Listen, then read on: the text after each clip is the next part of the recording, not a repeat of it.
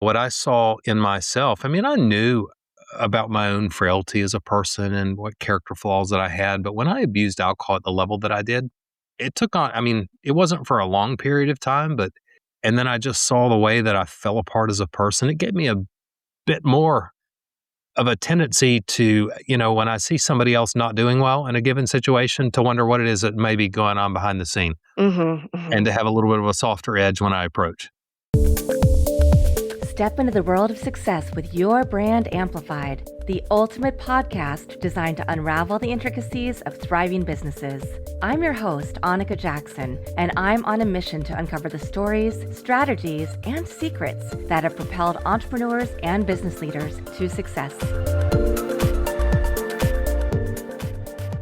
You've probably been there. You're doing genuinely important work. You know it creates real value. But when someone asks you to explain what you do or why it matters, the words don't come out the way the work deserves. And without that clarity, you can't grow. You can't fundraise. You can't hire. You can't scale. You're stuck not because of what you're doing, but because how you're communicating it. Today's guest knows this problem from the inside, both as a strategist and as someone who has had to do the hard work of seeing himself clearly before he could help anyone else see their organization clearly. Bruce Ashford spent nearly 2 decades in academia and nonprofit leadership.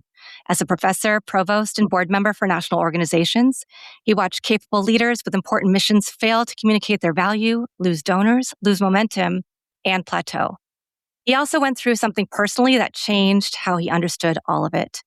Today, he runs the Ashford Agency, where he works with CEOs of nonprofits and founder-led businesses to solve 2 specific problems: message clarity and structural clarity. He's a certified coach in both StoryBrand's Marketing Made Simple and the Small Business Flight Plan. And he's here today to help you see your business the way you've never quite been able to see it before. Bruce, I am so thrilled you're here. Thank you for coming on Your Brand Amplified. Annika, thank you. I'm a fan of your podcast, and I'm so grateful that I get to be a guest.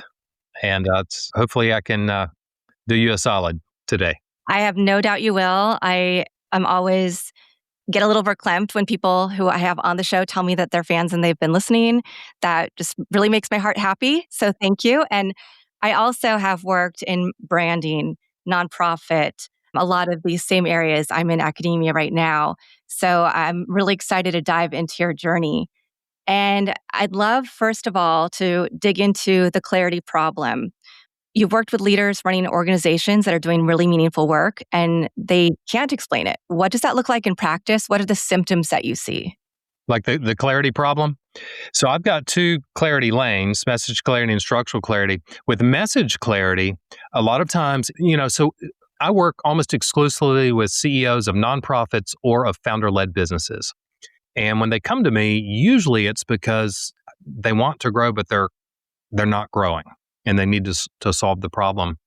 And the message clarity thing, it is most founder-led businesses, small businesses, and most nonprofits have not yet found the right words to use to talk about themselves to win over their customers or their donors if they're a nonprofit. They haven't found the right words. And one of the reasons they have a hard time doing it, I'll list 2 reasons. One is it's difficult to figure out your own message, on your own. It's like it's difficult to read the label of a bottle when you're inside the bottle. Yes. It's more difficult probably to write the label on the outside of a bottle when you're inside the bottle. And so you need someone on the outside to help a little bit. And the second reason is that often people look to marketing firms to just kind of magically be able to find the right words for them. But, marketing firms in the past 20 years they've had to learn a lot of stuff. They have to know web building, they have to know graphic design, they have to know 6 or 8 different social media channels that have expertise in each. They have to be able to create handsome PDFs and wonderful ebooks. And there's just so much that they have to do. Audio streaming, video streaming. And so often a marketing firm doesn't even have anyone on staff whose expertise is actually words. And so message clarity often is the problem when somebody comes to me and they're having a hard time growing. What we do is we build a clear, complete, and compelling message for them. But sometimes that's not the problem, or it's not the only problem, and there are deeper problems, and that's the structural clarity. By structural clarity, I just mean that any given small business or nonprofit has 6 components, the way I see it. And those 6 components need to fit well together and all be headed in the same direction. And I'll give the 6 components for a business. I'll just start with that, and later we can press in and do what the 6 are for nonprofits. But for business, they are leadership, marketing, sales, product optimization, management and productivity, or you could call that one even overhead and operations. And then the last one is cash flow. And we've got to make sure that those 6 components each component is healthy and that they're all moving in the same direction. And when you get clarity on that, clarity is half the battle. It's not the whole battle, because then you got to have the courage to fix the things that clarity has told you need to be fixed. But it's half the battle. I've often had clients come to me for PR or even for their podcast for coaching, and I assess their SEO and we go through their messaging. And so many of them don't start with the right places, and they think they have the message, but you're absolutely right. The way that they communicate it, the way that external partners will understand it and stakeholders may not be the way that they're thinking of it from the inside out. So, and it's so fundamentally important, but I think a lot of people just skip over it. They get to, they want to get the business up and running. Well, I'll just mention quickly, I'm a messaging expert, and yet I had a very difficult time creating the message for my own firm. And so I had some people help me with it. And I'm getting ready to actually do a complete relaunch of my website and all of my marketing collateral in the next couple of months. And I went out and found a couple of really great messaging experts to help me with my own message. And so we all need help finding exactly the right words to use to describe what we do. Yeah. Even if you are a business consultant or business coach, it's always good to have your own. And I completely agree with that. I feel like it's that, cobbler who doesn't have shoes scenario where we're so busy working on other people's brands that we forget to look internally, but we also don't have that outside expert coming in to help us. So you mentioned 2 things, right? You mentioned the communication, the clarity, and you mentioned the structural capacity.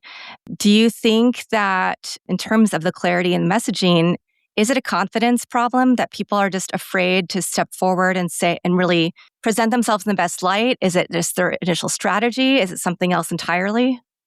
Yeah, good question. I mean, I could talk forever, and I'm a warehouse of words, and I'm going to try to be concise here because you've really teed me up.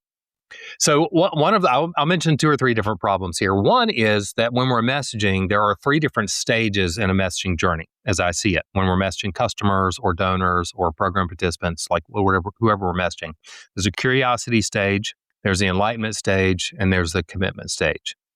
And each of those is a little bit different.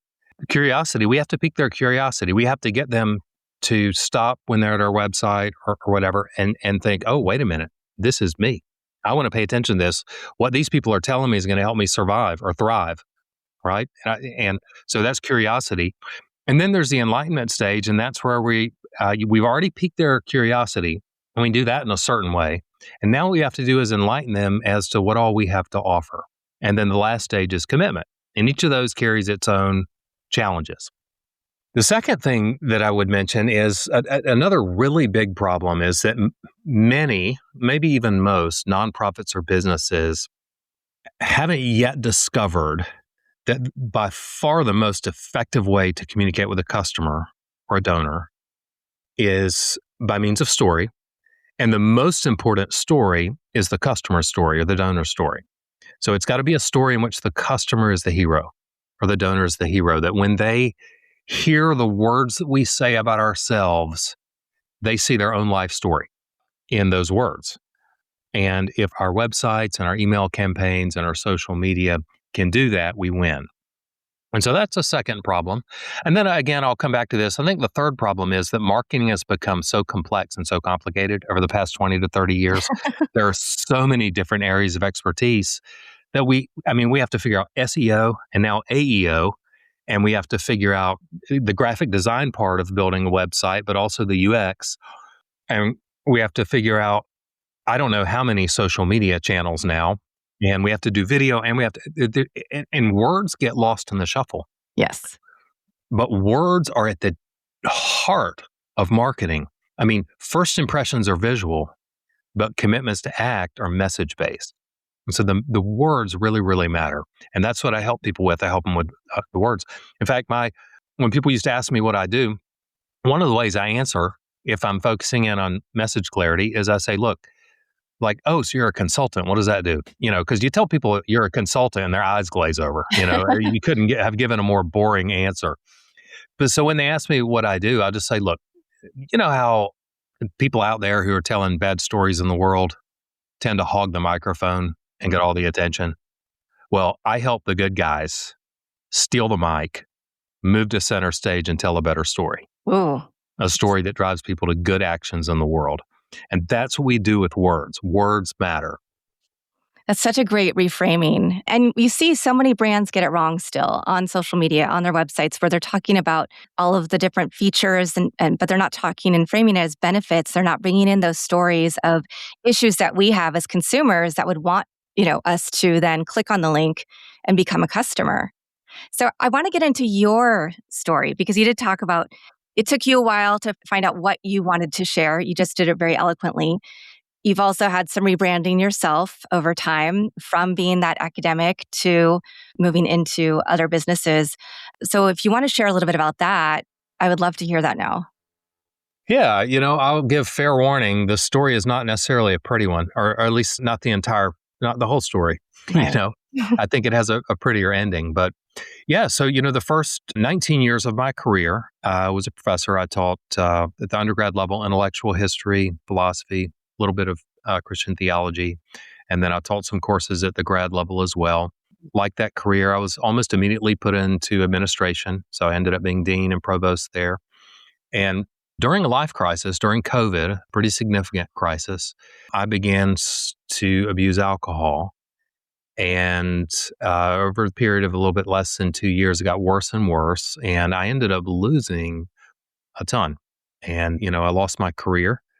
I lost a lot of the financial security that I had gained over the years. I lost some people who are in my life.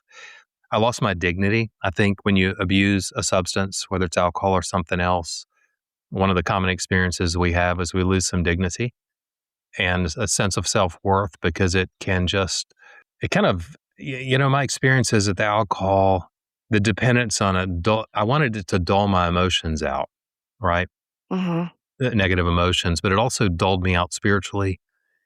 It dulled me out mentally. It limited the range of emotions that I had, to just a few: resentment, fear, depression.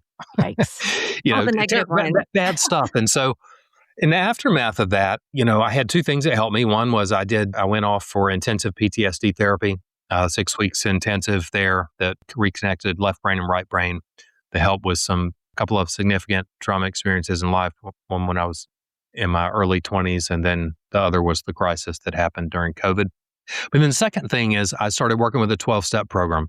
And what the 12-step program does is says, look, something like this, it says, look, you have, for however long, and for me it was a little, for a couple years, had alcohol at the dead center of your life. It has staked out the high ground of your heart and your mind. And you can't just remove something that staked out the high ground and taken the center of your life. You can't just remove it and keep on trucking. Because what's going to happen is it's going to come right back and fill that void again. You've got to fill it with something better. And so what they do is they take you on this journey of learning to trust God, clean house, and serve others. It's not a religious program. This 12-step one isn't. It's more spiritual in nature.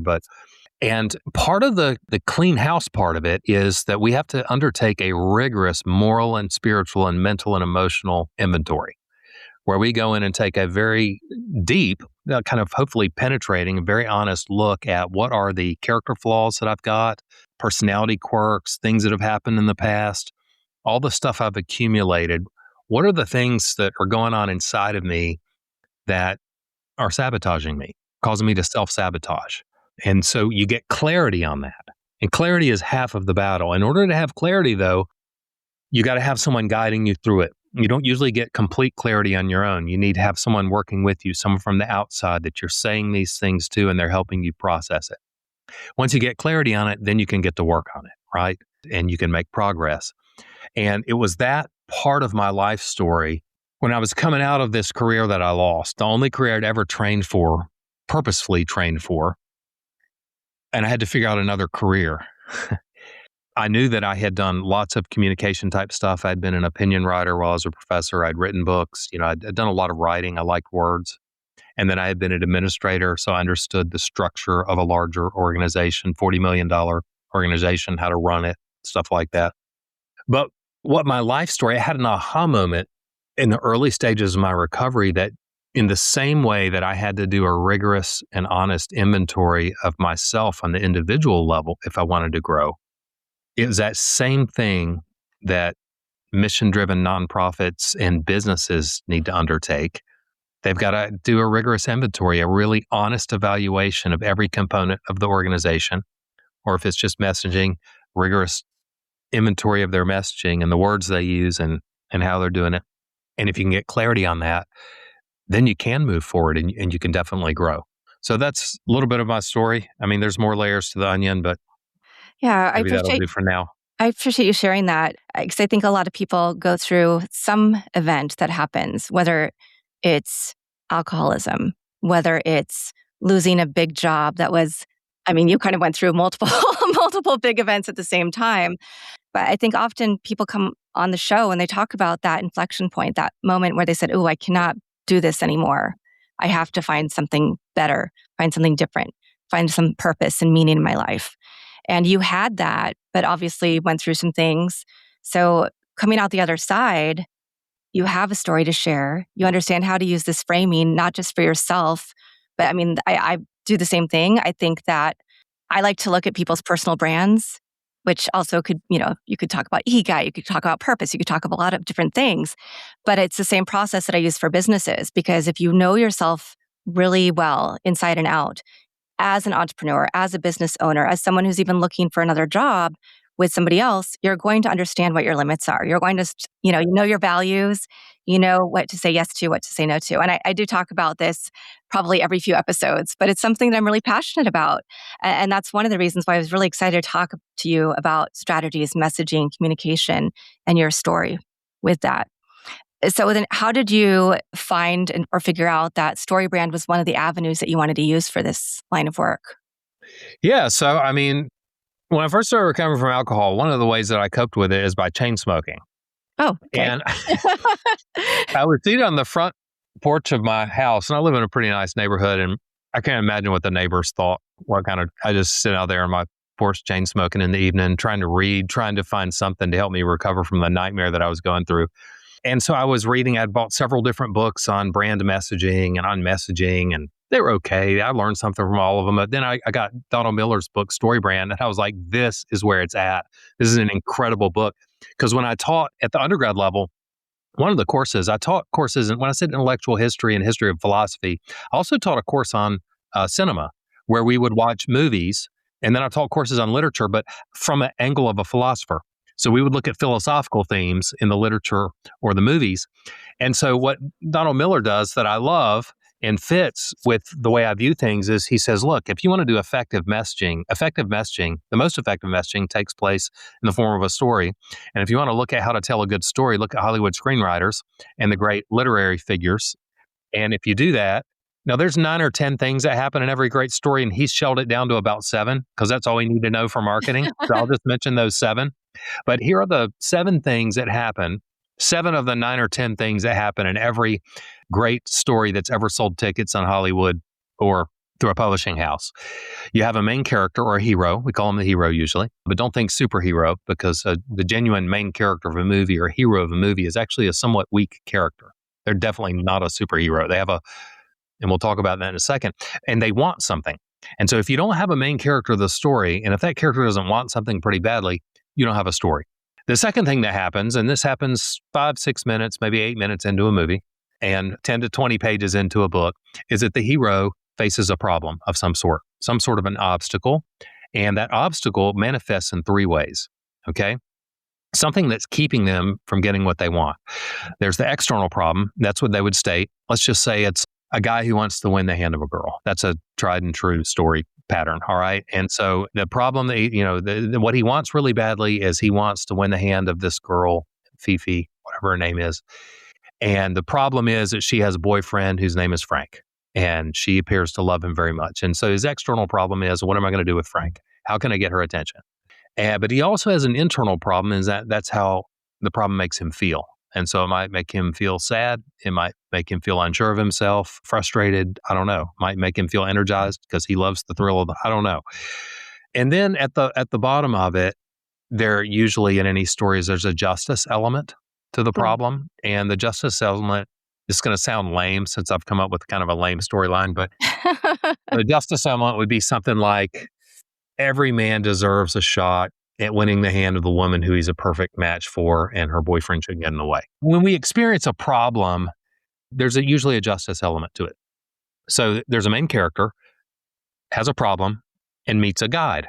Now, in a movie or in a piece of literature, the guide usually only makes a very brief appearance, and the guide always exhibits two things, empathy and credibility. Empathy is, I see you, and I understand what you're going through. I've been through it, or I understand it somehow. And then number two, and I can help you. I know how you can solve your problem because I've solved it before or because of some other reason. I can solve it. And that's the third thing, the guide. And the guide is actually the strongest character in the movie. I'm going to stop here for a minute and say that a brand, the hero of their brand messaging should be the customer who faces some kind of a problem, and that the brand is the guide. And the brand always gives a simple plan. That's the fourth component, some kind of very simple plan, because if you confuse people with how to get your product or your service, they're gone. They're out of there. The brain is always trying to conserve calories. The brain does not like being confused. They will go to somebody else who can communicate it better. So the guide gives us a simple plan and calls the hero to action. There's always a call to action. The call to action needs to be simple and clear.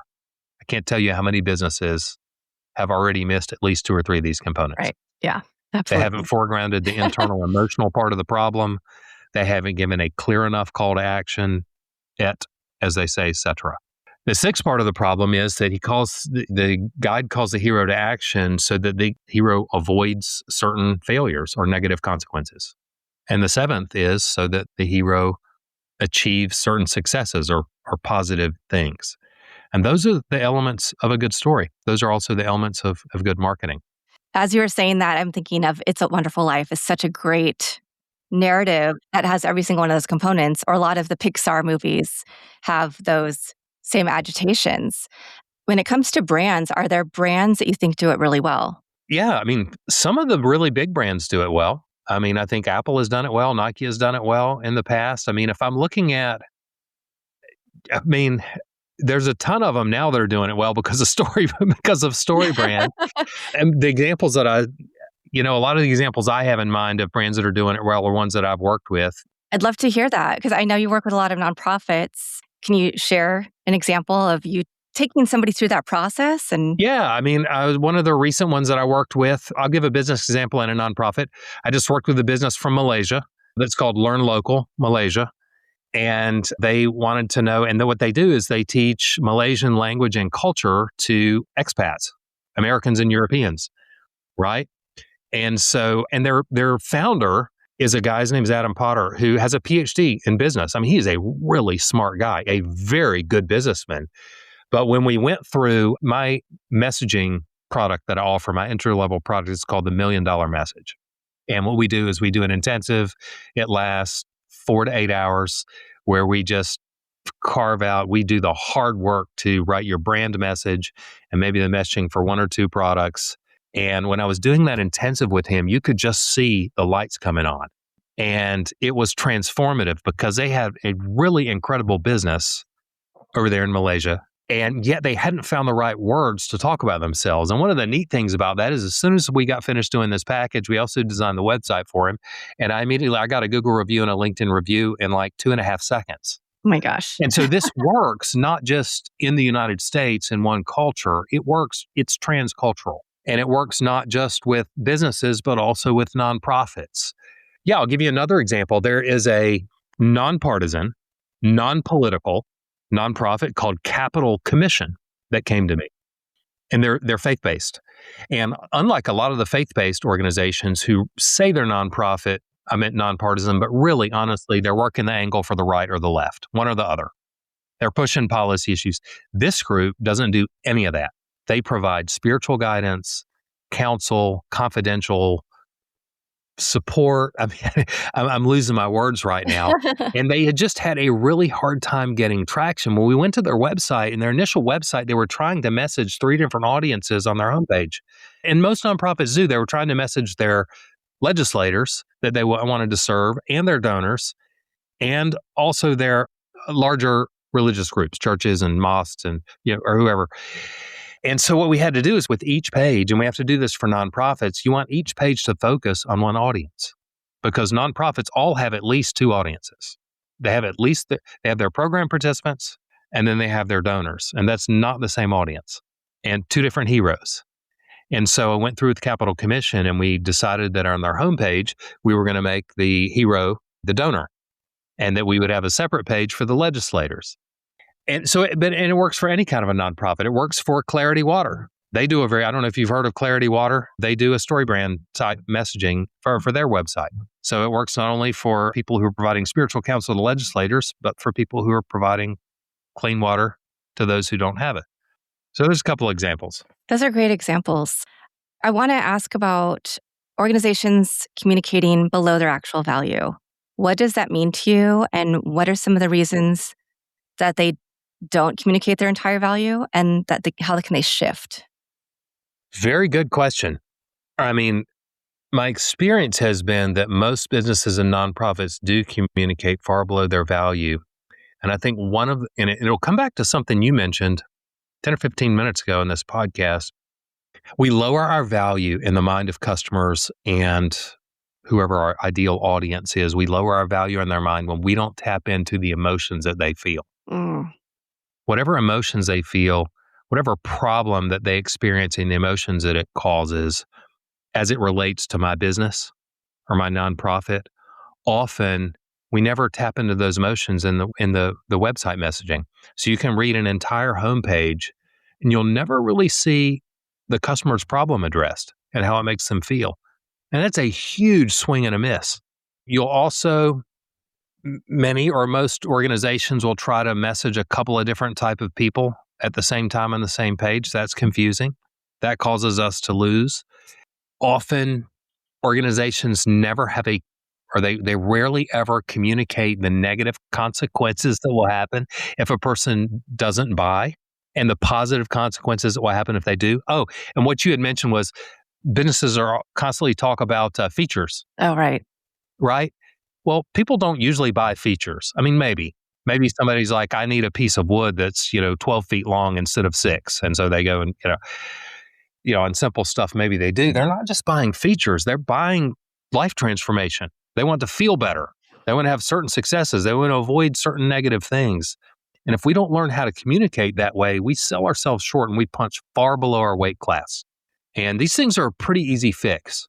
That's why I love doing this $1 Million Message Intensive, because you go in a relatively quickly time, you get the messaging fixed, and people have so much confidence. You talked about confidence a moment ago. When they finally have found the words that genuinely, legitimately describe the transformation that their product or their mission, their program provides, they just go into it with a lot of confidence, whether they're communicating digitally or in person, on a podcast or in a TED Talk or, whatever venue they're in. Nice. Now let's talk about the structural side of things a little bit. What are some of the differences between organizations that grow and ones that get stuck? I think that you have said before that it really comes down to one main thing. So what is that? And how do we need to reframe? Yeah, the analogy that I use comes from, I'm certified in a business certification called Small Business Flight Plan. I've also developed a nonprofit flight plan, and that's appropriate to nonprofits. Nonprofit is not the same thing as a business, and there are some significant differences. But what causes a business not to grow usually is that they have often, when a business or a nonprofit has experienced first level growth, they are still doing the same things harder and with more energy and more people trying to achieve second level growth. But second level growth doesn't come from doing the exact same things as first level growth. And so what you have to do is usually, for most, in my experience with my clients, is that we have to go in and do an analysis of the 6 components of the business or the nonprofit and figure out what's working for this level of growth that we're in right now and what's not. And how do we get each of these components working and all moving together in the same direction. So the analogy is with a plane, with an airplane, right? My certification is called Small Business Flight Plan. Right. And the one that I've developed for nonprofits is Nonprofit Flight Plan. So if you got a plane, if you've got a really good pilot in the cockpit who knows exactly what he's doing and all the cockpit instruments is working, but there's no wings on the plane, are you going to fly? Yeah. Absolutely not. But what if the wings are working and the pilot's there and the cockpit's great, but the engines aren't working? Well, plane's still not going to fly. But what if the engines work and yet you have no fuel? Well, you're in pretty tough shape if there's no fuel. Well, what if there is fuel and yet there are structural problems with the body of the plane, that the body of the plane is about to crack and that it can't sustain the weight? Or what if there's too much cargo in the plane? I mean, that happens all the time. They have to offload cargo because the cargo is too heavy and the plane can't take off. This is the exact same thing with a business or a nonprofit.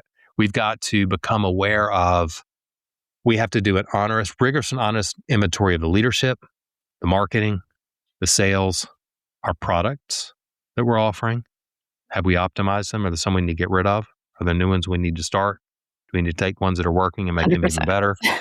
Management and productivity, like, how do we get all of our staff together on the same page? And what are the meetings that we need to have? And how can we make them not too long, but really, really good so that everybody's pulling together in the same direction? And I think, have I mentioned sales, leadership, marketing, sales, product optimization, management and productivity, and then cash flow. With nonprofits, the way I would put it would be something like this: leadership and governance. Mm-hmm. Okay, because you've got a board that's usually significantly involved when it comes to nonprofits. And then marketing is good enough language, but instead of sales, we could talk about engagement, because you have to engage with donors. That's fundraising. You also have to engage with program participants, whoever's benefiting from what your nonprofit is doing. And then sometimes you also have to engage with volunteers. And so you're actually doing sales, so to speak. You're connecting with multiple different audiences. And then instead of product optimization, you could talk about programs and impact. So how do we optimize the program? So if you're serving clean drinking water, are there ways that you can do it more efficiently so that you can serve more people? Management and productivity is a really important one, because whatever got you to first level growth when it comes to management of people is probably not going to get you to second level growth, right? Because when you go from a staff that has 5 or 6 to a staff that has 30 or 40, the ball can get dropped very, very quickly. There's got to be new ways of marshaling all of these people toward the same vision. They're on the same mission, toward the same destination, all pulling together. And then instead of cash flow, we just talk about financial health with a nonprofit. It seems tacky to talk about cash flow when you're a nonprofit, I think in both cases, particularly I've seen this a lot in nonprofits that are maybe smaller, very homegrown. A lot of times, and from my own experience in nonprofits and in the business world, the founder can be the bottleneck, right? We are standing in the way of everything else flowing efficiently, of many of the things. Sometimes we're trying to leap to step 2 of the business, where we haven't even structurally set up the first steps and the base solidly. Do you see that a lot with some of the organizations that you work with? Yes, and thank you for prompting me on that.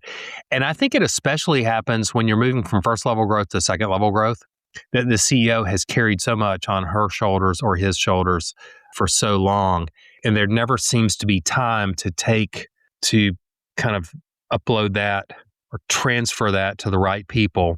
And there never seems to be time to put systems and processes in place so that the whole organization isn't on your shoulders and in your head. And it does bottleneck, and it means that the organization usually cannot grow. It cannot grow until the CEO is ready. And I'm worked with a number of organizations that have dealt with this, and it's absolutely liberating and transformative to the CEO. It doesn't feel that way at first because it takes some time to do it, when he or she can then put the right systems and processes in place. One of my favorite quotes is by James Clear, his book, Atomic Habits, right? Such a great book. And his probably his most famous quote in there is, you don't rise to the level of your goals, you fall to the level of your systems. Most nonprofit CEOs do not get into nonprofit work because they love systems and processes. Oh, I love business management. I'm going to go into nonprofit work so I can do business management. No, they don't like it at all. They like the mission. But the problem is that no matter how high your aspirations and goals are, you probably are not going to grow, or at least not going to grow much, unless you put the right systems and processes in place. Systems and processes are absolutely liberating for a nonprofit. Most And for nonprofits are, business as yeah, well. Yeah. or business. Yeah, business Yeah. as well. 100%. Yeah. Because I know going into my PR firm, I was an accidental founder. I was just doing PR for a few clients and I kept getting more. And then all of a sudden I had a company. And that, so I had to backtrack and go, ooh, I wasn't expecting this. I didn't set up the systems and processes from the beginning. And now that's something I preach to everybody is it doesn't matter how passionate you are about it. Make sure you set these up because you need to have a roadmap to follow. And it might change, right? I'm sure you've seen this with some of your clients too. We sometimes have to pivot and go, oh, that isn't really what the market wants and needs, and it's not what I'm best at. So let me go over here to something else that I'm being asked to do. You also mentioned another thing about leadership, right? And so I wanted to ask, how did getting sober reshape how you think about leadership, not just for you personally, but also from leaders that you work with? Was there reframing in your mind? I've never been asked that question. You threw a fastball. Oh. I'm going to try to hit it. Yeah. So, just off the top of my head, one thing that I had to do. So, coming out of alcohol abuse and also the PTSD stuff that they did, I'd had a lot of adrenaline and cortisol in my brain. Things had to be very simple for me to recover. I had to simplify. I just had to have a few simple goals and go really hard after those goals. One of those goals was no alcohol. And then there were some other goals on the personal level, and I had to make it really simple. And the analogy with businesses is I encourage both businesses and nonprofits to take all the different goals that they've usually got a dozen, and pick three of them, just three economic objectives, critical objectives. They either have to be directly economic in nature or indirectly economic in nature. Narrow down to three so that you can prioritize. And then those three have to be carried down through marketing, sales, products, management, et cetera, so that those three things are definitely going to happen. That's one thing on leadership. I'd say another thing on leadership when it comes to how we treat people, what I saw in myself, I knew about my own frailty as a person and what character flaws that I had. But when I abused alcohol at the level that I did, it took on, it wasn't for a long period of time, and then I just saw the way that I fell apart as a person. It gave me a bit more of a tendency to, when I see somebody else not doing well in a given situation, to wonder what it is that may be going on behind the scene, and to have a little bit of a softer edge when I approach. That would be another thing. And then I guess, I'm going to get on a little bully pulpit for a minute. For it. Yeah, I think vision statements and mission statements are really important. Okay. And I'm going to relate that to my recovery. So I think most businesses, I don't have any scientific data on this. I'm just going to make the claim, declarative authority. Most businesses and nonprofits have really, really suboptimal and sometimes horrible vision statements and mission statements. And often when they have a vision statement and mission statement, they're just two different mission statements. And the vision statement is also called a mission statement. And it's just a tangled spaghetti of 40 to 50 words.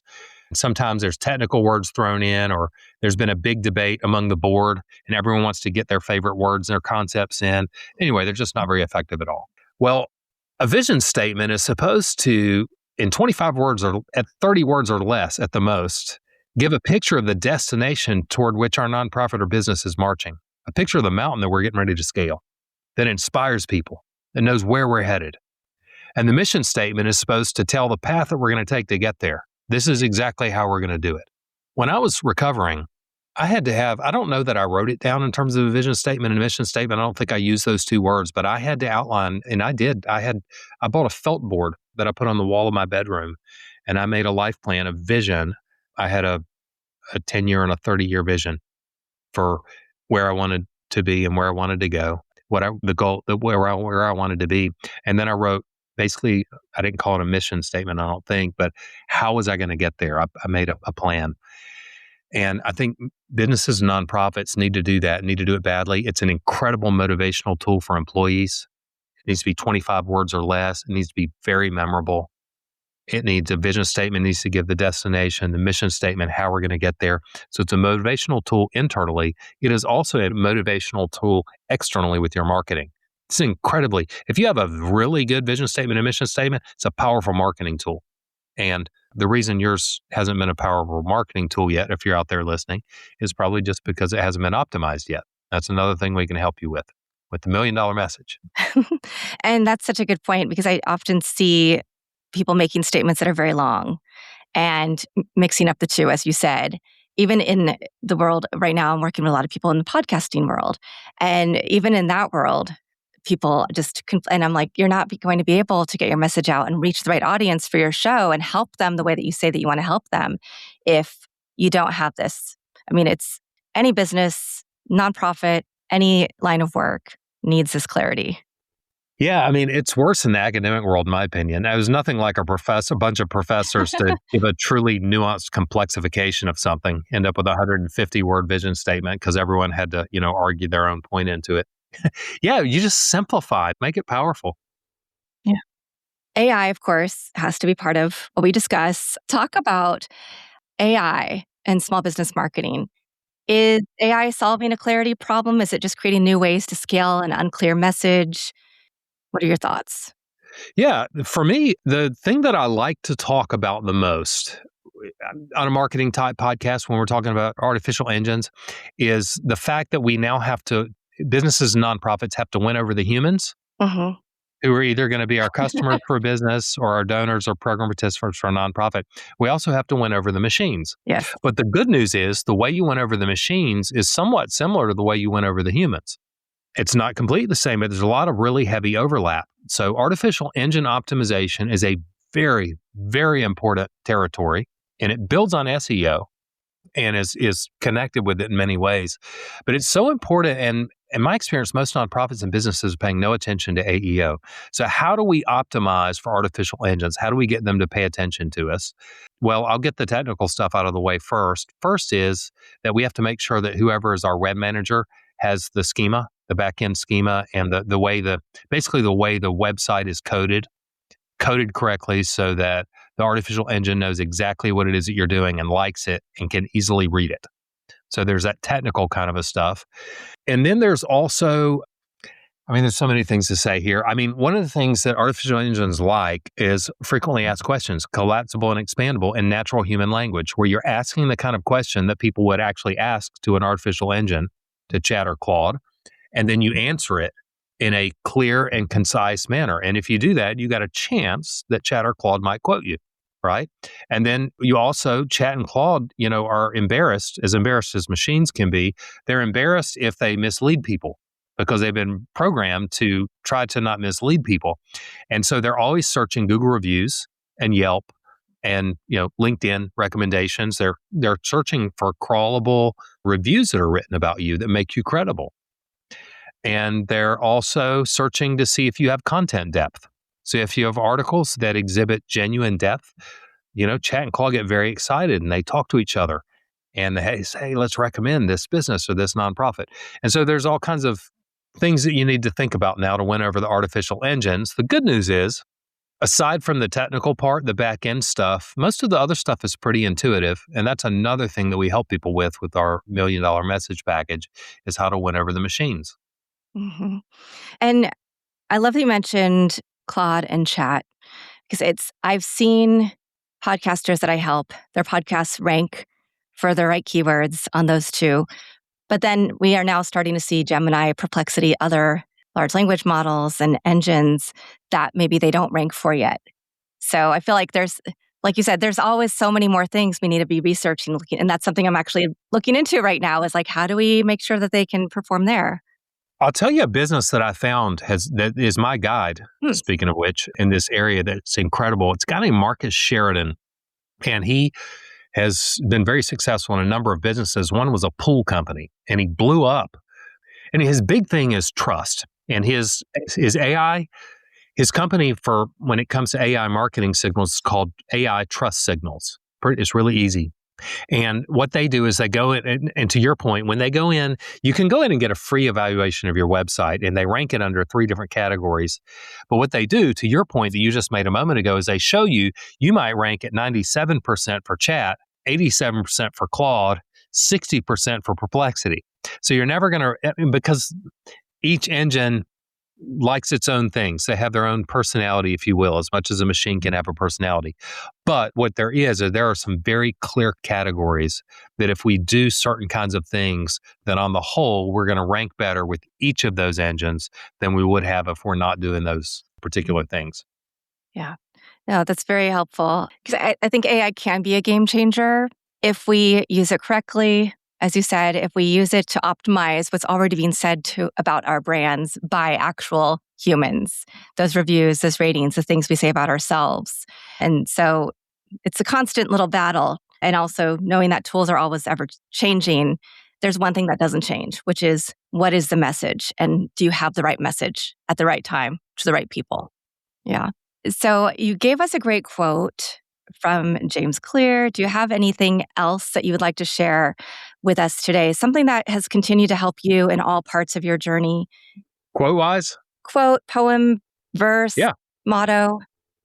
Oh man, you just keep teeing me up. And I told you I'm a warehouse of words. You shouldn't give me so many good opportunities. I'll tell you one that I've always liked is Augustine of Hippo, St. Augustine. Mm-hmm. Some people know him as a philosopher, others know him as a theologian. Anyway, he's got this quote where he says, "The truth is like a lion. You don't have to defend it. Let it loose. It will defend itself." And in the business consulting and marketing category, one of the things that I like about that is if you have a business or a nonprofit that's doing good things out in the world, people who are out there telling good stories in the world, driving people to good actions in the world, providing good things for people in the world, what we have to do is find out the truth about yourself and let it loose. And so when we're finding the right words to talk about what you're doing, we're finding the truth about you. And all we have to do at that point is just let it loose.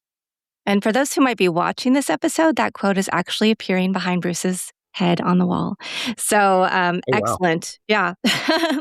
That's right. I forgot. It's actually on the wall. I love that. I was like, yay, you really love that. And I've also got, now that we talk about it, Winston Churchill up there, success, consists of going from failure to failure without loss of enthusiasm. Well, I've been a pretty big failure at a couple of points in my life, so I like that one. I like that one too. I was having a discussion about that. As entrepreneurs and founders, we don't look at failure as failure. We look at it as just a learning opportunity to make whatever we do next better. So, Bruce, I really feel like this is a conversation that we need to continue having. Once you set it, don't forget it when it comes to your business. You have to think about clarity and continuing to refine depending on who you're actually speaking to. Are you actually sharing the right message, as I said, with the right people at the right time? We need that momentum. We need that clarity. And it's not just for organizations, it's also to people. We will obviously link your website in the show notes and everything else. And I really appreciate you coming on Your Brand Amplified today and just giving us such a great reminder and sharing your story as well. Yeah, thank you, Annika. This has been a joy. It's been a lot of fun, and I want to be a repeat guest in the future. So there's your challenge. There's your challenge from me. Okay. That's not an issue at all. We can absolutely make that happen. And the time really flew by. It did. It did. I always love that. So thank you to everybody who's watching this episode or listening to it on your favorite platform. Leave us a rating, review, share, subscribe. It all helps discoverability for this show and for my amazing guests. Thanks for listening or watching to this episode of Your Brand Amplified. Don't forget to leave us a rating or review on your favorite podcast listening platform. And if you want to learn more, check us out at yourbrandamplified.com.